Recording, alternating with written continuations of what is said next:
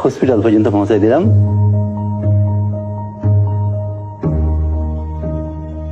আমি ভয় পাচ্ছিলাম যে কেউ আমাকে চিনে ফেলে কিনা, বিশেষ করে তৎকালীন সরকার পক্ষে কেউ আমাকে চিনে ফেলে কিনা।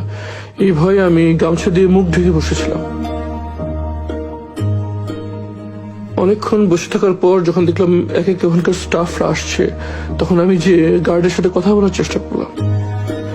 তখন গার্ডরা আমাকে চিনতে পারে নাই, এই জন্য আমি ঢুকতে পারিনি।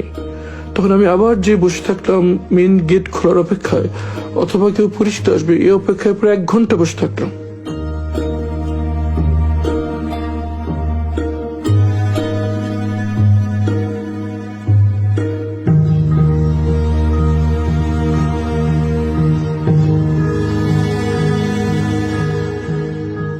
এক ঘন্টার মধ্যে আমি বসে থাকলাম, কিন্তু পরিচিত কাউকে পেলাম না।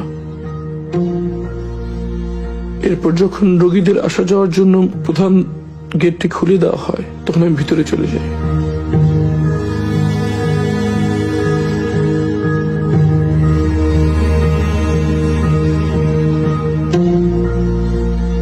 মনের ভিতরে প্রচন্ড আশঙ্কা কাজ করছিল। আমার পরিবার কোথায় আছে, কিভাবে আছে, তারা কি জীবিত আছে? মনের ভিতরে ঝড় বয়ে যাচ্ছিল।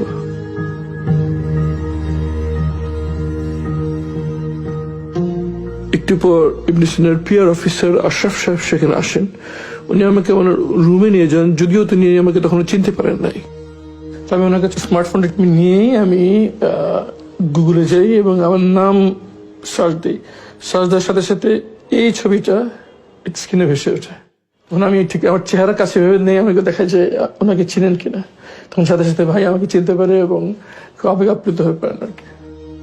কথায় কথায় তার কাছ থেকে আমি প্রথম জানতে পারি যে 5ই আগস্ট শেখ হাসিনা পালিয়ে গিয়েছে। আমি তো বিশ্বাসই করতে পারছিলাম না, আমার কাছে স্বপ্নের মতো মনে হচ্ছিল।